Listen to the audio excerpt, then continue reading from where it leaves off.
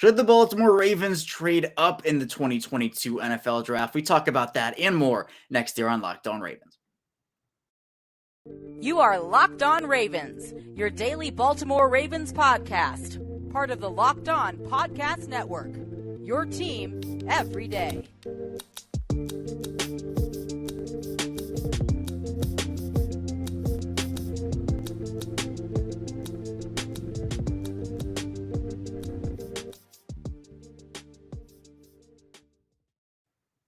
As we return here with another episode of Locked On Ravens, your daily Baltimore Ravens podcast, I'm your host, Kevin Oestreicher of Ravens Wire. Of course, we're here on the Locked On Podcast Network, your team every day. Thank you for making Locked On Ravens your first listen of the day. We're free and available on all platforms, and we're back here on a Tuesday episode of the show. And we have a lot to talk about here today. Again, the draft creeping up closer and closer, almost 1 week away. It's crazy to think, again, just how we were talking about this draft for months and months and months, trying to figure out the best fits for the Ravens and all the different scenarios they have with this 14th overall pick.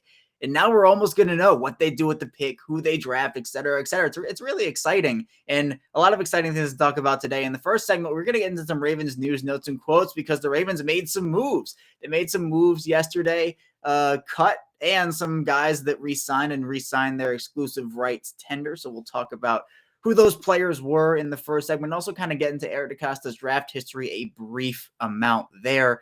In the second segment, we'll look to if the Ravens should trade up in the 2022 draft. It's been a very big topic of conversation throughout, I know, the Ravens community, and just with the pick that they have and all the ammunition is 10 picks for the Ravens in this draft, 9 in the first 4 rounds. They have the ammunition to do so. So we'll talk about if they should do it and who they potentially should do it for if said player falls or players fall. So we'll talk about that in the second segment. In the final segment, we will dive into some mock drafts from Twitter, getting into some more of those that I didn't have time to get to on yesterday's show. So a lot of things that we're going to dive into the content. Before we do that, though, if you're here with us on YouTube, you can see my face and my background and everything in between. Be sure to subscribe to this channel, like the video. It does help out a lot. We are a daily Ravens podcast, so that means 5 days a week, Monday through Friday, of Ravens content. So if you want daily up to the minute news on the Ravens every single weekday with analysis, opinions, etc., be sure to subscribe, like the video. We're building a really awesome Ravens community here, over 1,200 subscribers at this point, and I really appreciate everybody who already has subscribed. And if you are going to subscribe in the future,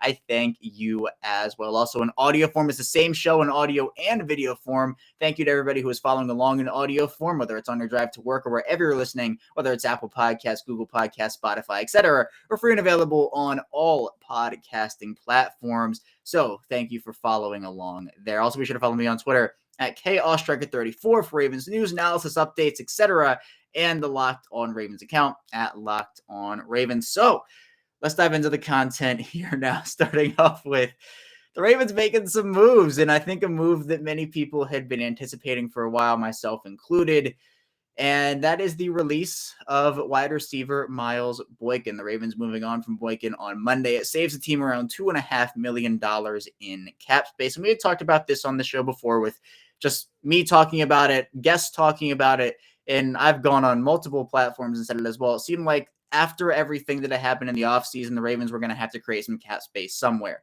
They didn't have a lot of players that could have created some cap space. Tavon Young was one of those players. And I wasn't personally on board with that, but I understand that he was really one of the only players they could cut for really not minimal cap savings. And while $2.5 million is not like this huge number in terms of NFL cap numbers or anything, it does help out. And Boykin just wasn't getting it done on the field. He did not live up to expectations. As a third-round pick in 2019, the Ravens actually traded up to get him.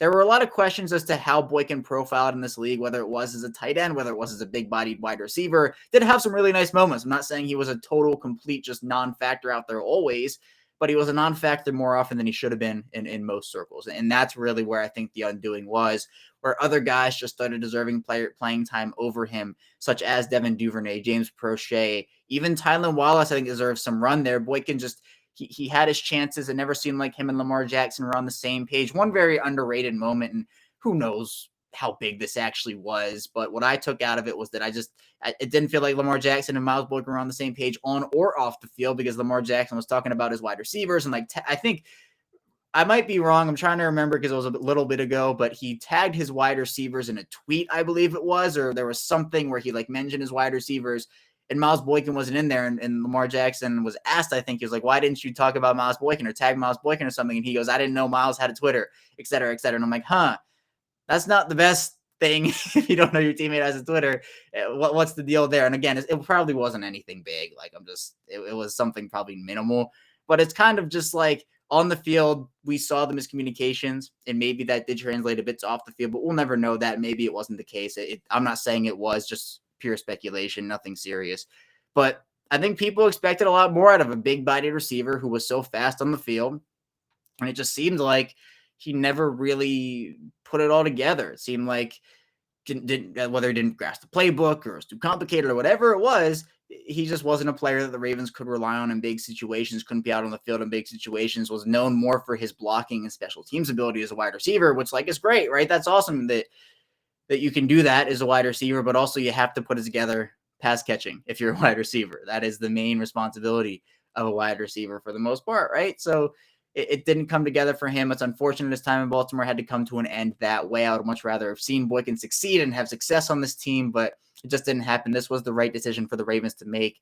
I actually applaud them for making it now. I didn't think Boykin was going to make the team last year. I thought last year he was going to get cut at the end of training camp. He made the team with his finger injury that it was, and he ended up going and not doing a ton. He came back, didn't really have a ton of big moments throughout his entire Ravens tenure. So now he moves on. The Ravens move on. It's done. The Ravens save that money.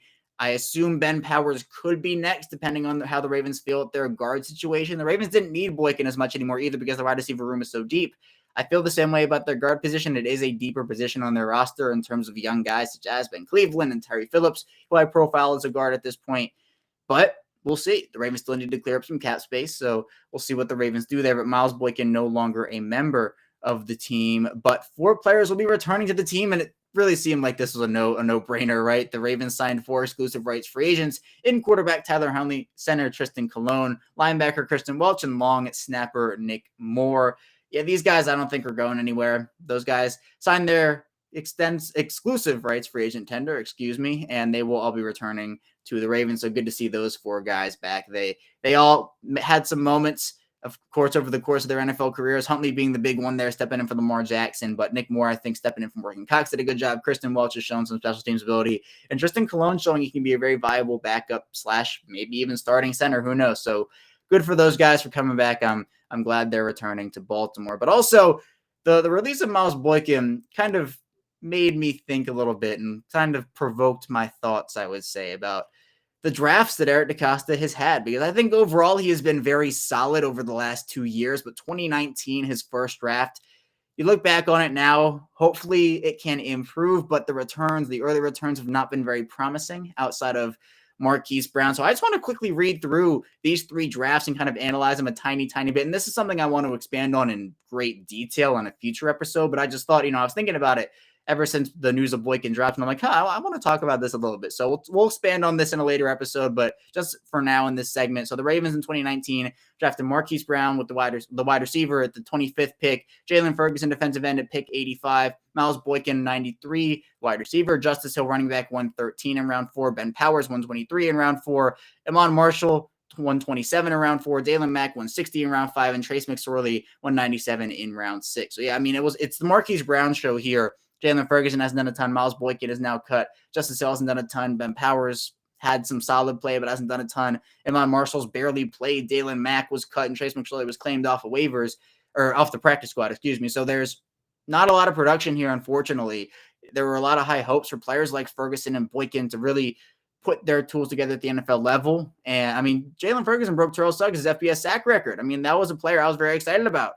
And he hasn't done a lot. So I wouldn't be shocked if he is gone. It's the same situation for me as it was last year. He's probably off this roster, in my opinion. If the Ravens do draft depth and maybe sign a veteran guy, he's probably off the roster unless he has a very, very strong preseason. So 2019, not looking amazing in terms of the draft class, but 2020 I feel like was a lot better.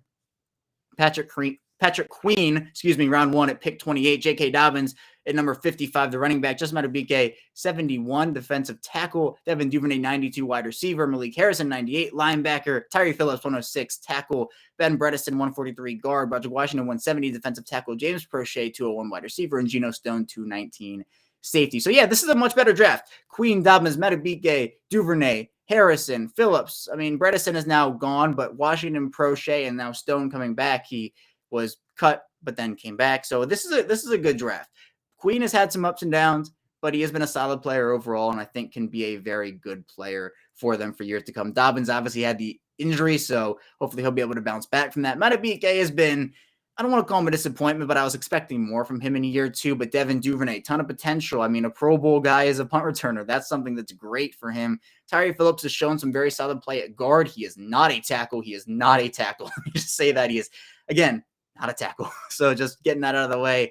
Roderick Washington has shown some flashes. Prochet has shown some flashes. He deserves more playing time. So I think this was a very solid draft. And then 2021, the Ravens take Rashad Bateman, wide receiver, 27. Rafe Owe, linebacker, 31. Ben Cleveland, guard, 94. Brandon Stevens, corner, 104. Tyler Wallace, wide receiver, 131. Sean Wade, corner, 160. Dalen Hayes, defensive end, 171. And Ben Mason, fullback, 184.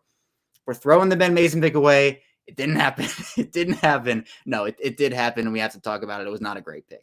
But I think Rashad Bateman, phenomenal selection. Adafe Owe, phenomenal selection. 2 round 1 picks. Eric DeCosta used very well. Ben Cleveland, I think, has a ton of potential. Brandon Stevens, that potential as well, is not just a corner, but he is in that safety role, but can also play. So a very good defensive back. Sean Wade got traded. It didn't seem like the fit was ever there. Dalen Hayes, a great player that I just think got injured. So we'll see if he can kind of shake the injury woes. And Tyler Wallace, great on special teams. I think he deserves a shot at wide receiver. So 2019, not great for Eric DeCosta, right? There has to be a lot of improvement, or else that draft will probably go down as a pretty bad one overall outside of Marquise Brown. But I thought he recovered very, very well in 2020, very, very well in 2021. And it's too early to tell with these draft classes, right? We're not going to put a full grade on them yet. I'd like to have these guys play out their first contracts, all of them, before we make here's the total final grade for these draft classes. But I hope the 2020 and 2021 draft classes can continue on their trajectories, and Marquise Brown from 2029, and even some of the other guys as well, can step up and make a huge impact, as Brown has shown that he is a very good NFL player. Hopefully some of those other guys from 2019 can as well. Maybe they're just late bloomers. Who knows? That sometimes happens, as we saw with a recent example like Tyus Bowser, who's now turned himself into a very, very solid player. We'll head into our first break here now, though, on Locked On Ravens. When we get back, we'll be diving into if the Ravens should trade up in the 2022 NFL draft. So be sure to stay tuned for that, and we'll be right back. But first, I do want to tell you a bit about Athletic Greens, and our next partner they do have a product that I use a ton, and I started taking AG1 because really I wanted to get in better health, and health is very important to me. I wasn't really feeling energized, really, and AG1 has helped me become much more energetic throughout the day, which was something that I had struggled with a little bit, admittedly. So there's a lot of what AG1 does for me, and it just benefits my lifestyle in terms of that energy, but also the simplicity of it is not hard to use whatsoever.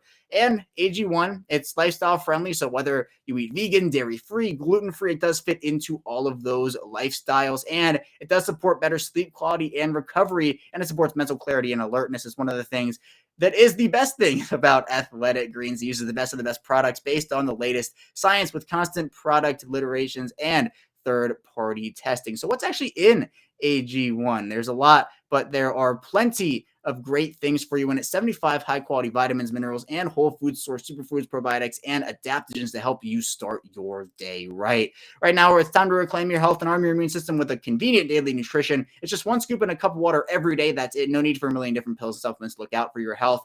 And to make it easy, Athletic Greens can give you a free 1-year supply of immune-supporting vitamin D and 5 free travel packs with your first purchase. All you have to do is visit athleticgreens.com/NFL Network. Again, that's athleticgreens.com/NFL Network to take ownership over your health and pick up the ultimate daily nutritional insurance. And also, I want to tell you about BetOnline. And so betonline.net is the number 1 source for all your sports betting stats and info. And for the Denver Nuggets update here, it's not a good one. The Nuggets get blown out again in Golden State, down 2-0. it's looking rough for the Denver Nuggets. So if you want to bet on a Warriors sweep, Warriors in 5, or if you want to bet on the Nuggets to come back and win the series, be sure to do it with BetOnline. BetOnline is your continued source for all your sporting wagering information, from live betting to playoffs, esports, and more. So with the NHL in full swing, MLB as well. Head to the website today. Use your mobile device to learn more about the trends in action. BetOnline, where the game starts.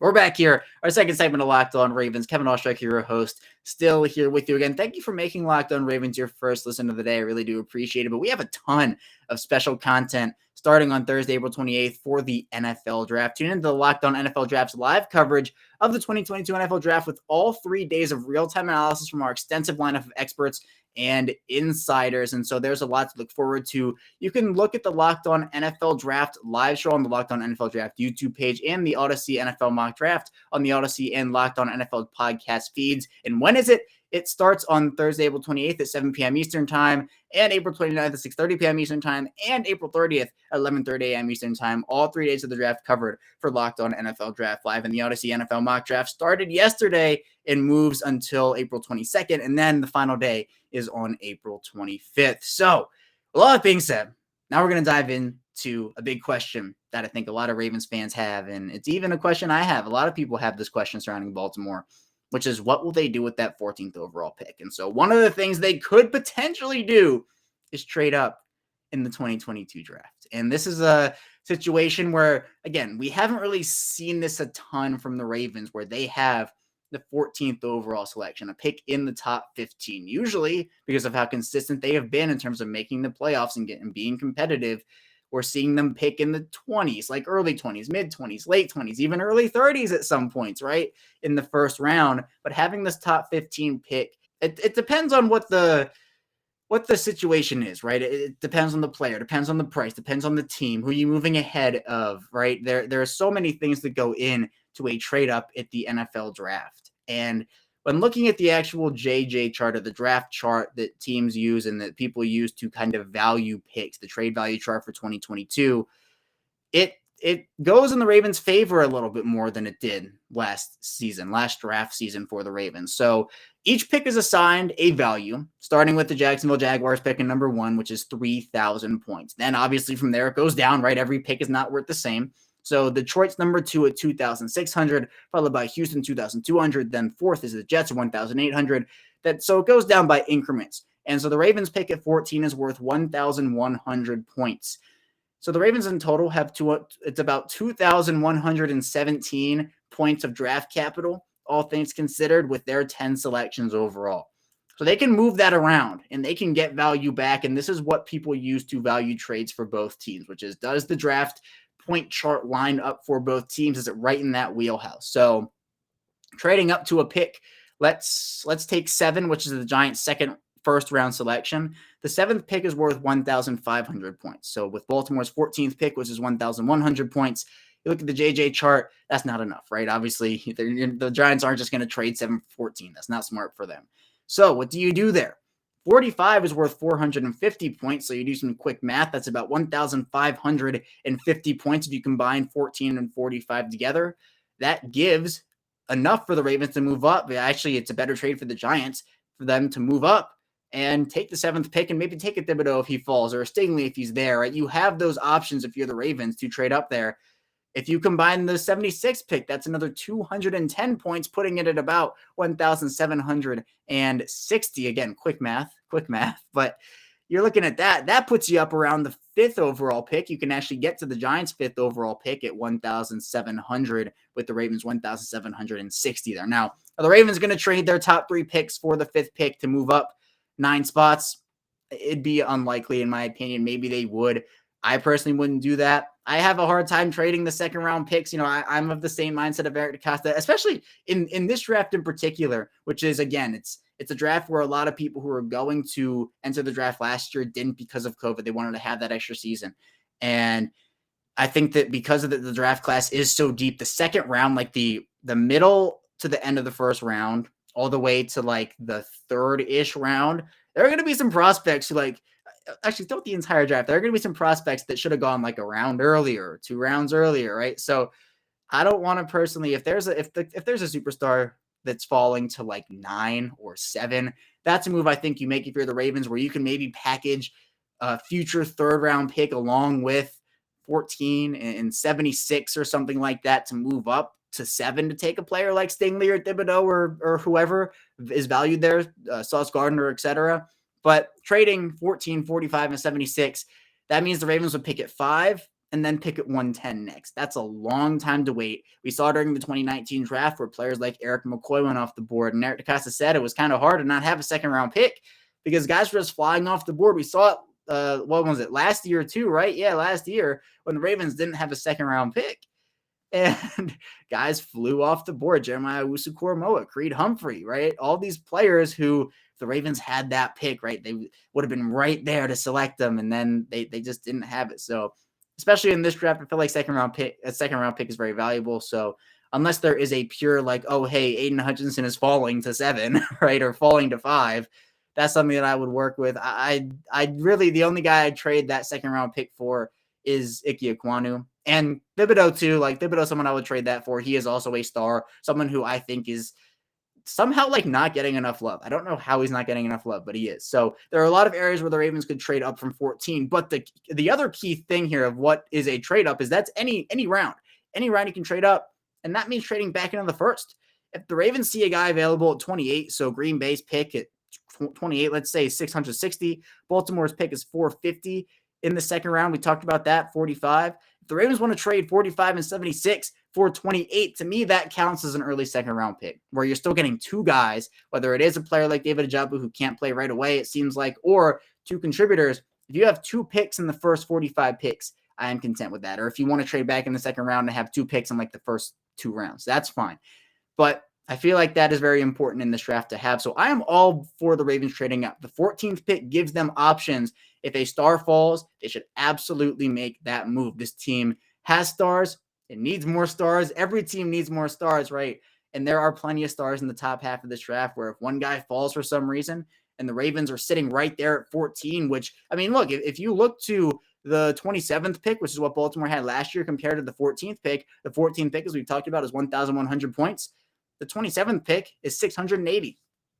It's a big difference. You know, you can't get anywhere near the 7th pick if you're the Ravens in 2021 without trading a future first, maybe a future second. I'm also, do I want to trade future first or future second picks in this draft? Probably not. I've never really been in favor of that personally. I like to pick up future picks. Like that's something I am on board with, but to trade a future first, a future second, future third, I'm okay with. But when you start getting into future first, future second round picks, unless again it is for a star like a Kayvon Thibodeau, like an Ike Ekwonu, etc., I'm personally not making that move if it's a future first or future second involved. But there are avenues. There are plenty of avenues for the Ravens to not trade those picks, the future first or future second picks, and make a move up.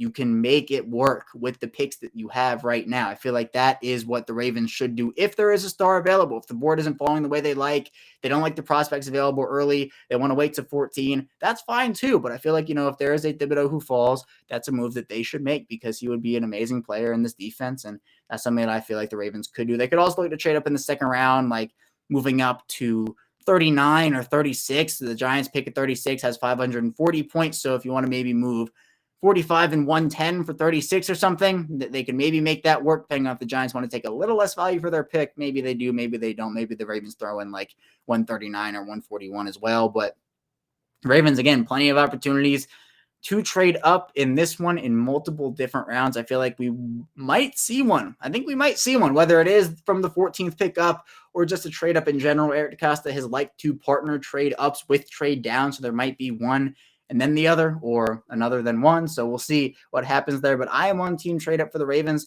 I also think trade downs would be a fine thing for them. We'll talk about that in a future episode later this week. But the trade up scenarios for the Ravens, this is a deep draft class. Stars will most likely fall. It's a very unpredictable draft, right? Every draft, there are those players who you don't expect to go that high, and that pushes other players down. If there's a run on quarterbacks in the top 10, you could see a guy fall. So I think that the Ravens have plenty of opportunities to move up. And if there's the right player at the right price to move up, I think they should absolutely entertain that for sure. But we'll head into our final break here. When we get back, we'll be diving into some mock drafts from Twitter. So be sure to stay tuned for that, and we'll be right back. But first, let me tell you a bit about Rock Auto. And sometimes when shopping for car parts, it can be impossible for your local chain auto parts store to stock of the parts you need with the ever-increasing numbers of makes and models now on the market. And there can be very intimidating questioning when you go into a shop and you don't really know what the people are talking about, and you have to wait while they order the parts on the counter or behind the counter. And you got to really choose the only brand the warehouse happens to carry, because there is really just no other choice. But now you have computers with access to rockauto.com at home and in your pocket. You can save a ton of time and money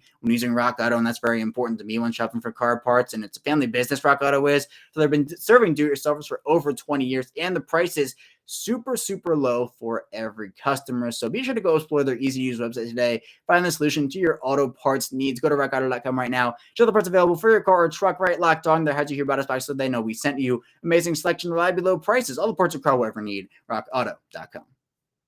We're back here. Our final segment of Locked On Ravens. Kevin Oestreicher, your host, still here with you again. Thank you for making Locked On Ravens your first listen every day. We're going to be back here with more Ravens talk tomorrow, so be sure to not miss out on that, and subscribe to the YouTube channel. Follow us here on audio form as well, but also make your second listen Locked On NFL Draft with Ryan Tracy and former NFL cornerback Eric Crocker. The draft is coming up. You can get some more draft analysis. It's free and available wherever you get your podcast. But let's now look at some mock drafts from Twitter. We got a ton of them, and I'm very excited to continue to look at these, because the ones we looked at yesterday, we looked at 2 segments full. We got a lot of really, really nice mock drafts that involved some trades and some other things that really, really do a good job of just encapsulating what this team does need and best player available, et cetera, et cetera. So first, let's look at a mock draft from Nico Seska, who says, how are we feeling about this mock? Love the show, Kevin. Keep up the great work. Well, thank you, Nico. I appreciate that.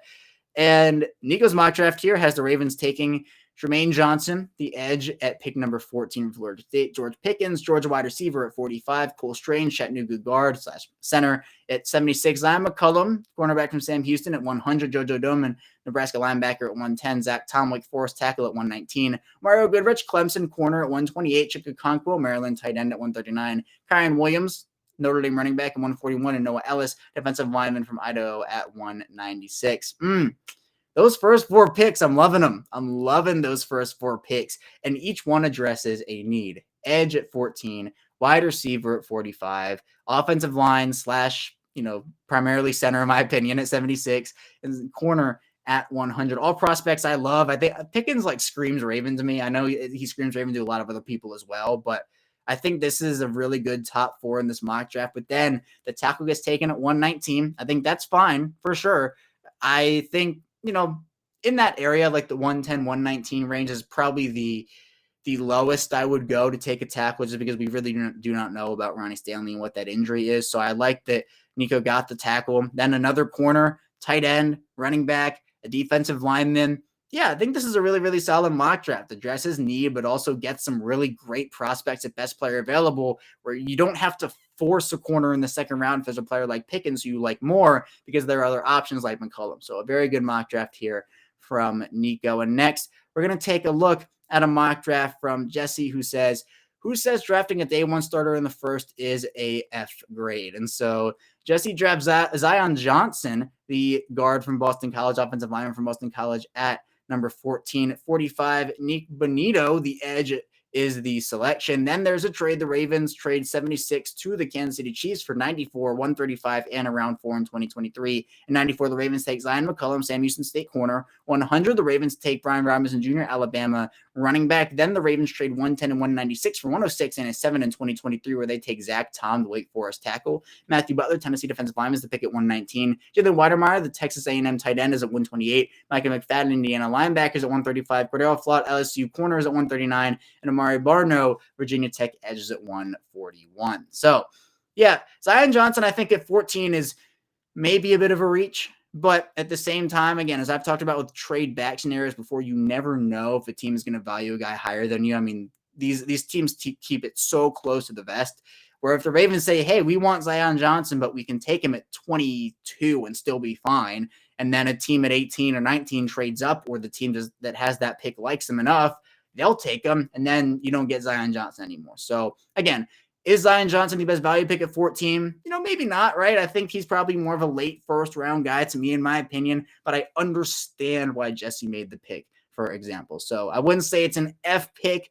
just wouldn't be my personal selection for the pick. But again, you got to really weigh the pros and cons of trading back for a player like Zion Johnson if he might not be available when he actually gets to, because another team likes him more. But I really like as an edge guy. I think he is being a little underrated. I mean, 45 is kind of right in the range people want him to go or seem like he's going to go in, but we'll see what ends up happening there. McCollum, I like a lot. I talked about him. Robinson Jr., I think he's good. He might not be a super big fit for this scheme, but I still like him as a prospect.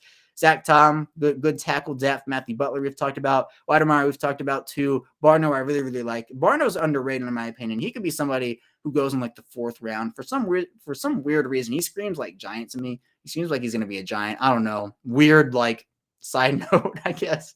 But yeah, Barno is a player I would love to have in Baltimore. So solid mock draft from Jesse. I like the picks. Johnson, I understand the selection, but I think the depth here that Jesse gets along with Johnson, combine it and make a very solid mock draft overall. As we're looking at mock drafts from Speedy B More NY, who has the Ravens trading 14 for 22, 53, and 92. And at 22, taking Jordan Davis, Georgia defensive lineman. Then at 45, Kenyon Green, Texas A&M offensive lineman. At 53, Kyler Gordon, Washington corner. 76, Josh Pascal, Kentucky edge. At 92, Jamar Salier, the Georgia offensive lineman. At 100, Kenneth Walker, Michigan State running back. At 110, Luke Fortner, Kentucky center. 119 came to the Britt, Nebraska corner, followed by Tariq Castro Fields, Penn State corner at 128. Jeremy Ruckert, the Ohio State tight end, is the pick at 139, followed by Thayer Munford, the Ohio State guard at 141. And finally, Alontae Taylor, the Tennessee corner, is the selection at 196. Trading back and getting Jordan Davis is good value. He could be the pick at 14. I don't know if he lasts to 22, but if you can get him at 22, you take what the mock draft simulator gives you. So good on the Speedy B More NY for doing that. I like Jordan Davis a lot as a prospect. The defensive line need is not as much anymore with Calais Campbell being in town again, but Calais Campbell's not a long-term solution, right? Michael Pierce, likely not a long-term solution. So you got to get younger on the defensive line. Jordan Davis does help that out. Kenyon Green, I'd be shocked if he makes it to 45. I really would. This would be a great pick at 45. Kyler Gordon, he's been getting some first-round buzz reportedly, so getting him at 53, you like that value. Pascal, Salier, Walker, Fortner, Britt, all guys I really, really like. Jeremy Ruckert at 139, I think, is a steal. He might go in the 3rd round. So this is a great value mock draft. Pro Football Focus gave him an A here. I have to agree with him. 3 corners. Oh, no, wait. This is – all right, 4 corners is probably a bit too many. I like all 4 corners, though. That's the issue. I really like all 4 prospects, but maybe I'd take another defensive lineman or another edge instead of 4 corners, because that's just like 4 corners in this draft are not going to make the team unless the Ravens don't sign anybody else. But at this point, who have they signed? So, you got to take that into account as well. So it's on the mock draft here. I'm Speedy B More NY. And finally, we'll look at a mock draft from Make It a Double, who has the Ravens trading 14 for 17, 79, and 195, taking Jermaine Johnson, the edge from Florida State, at pick number 17, followed by Jalen Peachey, the defensive back from Baylor, at 45, Kellen Diesch, Arizona State tackle, at 76, followed by Alec Pierce, the wide receiver, at number 79. Then the Ravens trade 100 and 119 for 87, where they take Cole Strange, the center from Chattanooga, Matthew Butler, Tennessee defensive lineman, at 110, Cordell Flott, LSU corner, at 128. Then the Ravens trade Miles Boykin for 132. So we know that's not happening anymore, but the Ravens take Jalen Weidemeyer, Texas A&M tight end.